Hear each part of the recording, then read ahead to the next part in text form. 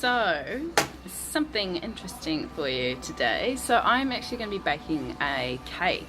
A friend of ours that we've made while we've been here.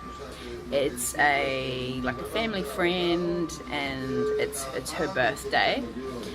So they were going to get a cake, and Scott was like, "Oh, Melissa will bake a cake," and he's like, oh, "Okay." So he asked me, so I'm going to be baking. We had to go get some supplies. Don't normally have things like this available in apartments or Airbnb places like that. And I'm going to be making, it's like a chocolate coconut cake. It's a vegan chocolate cake, and I'm going to put like some coconut milk in it. And so I'll show you while I make that. And I'm going to try and decorate it.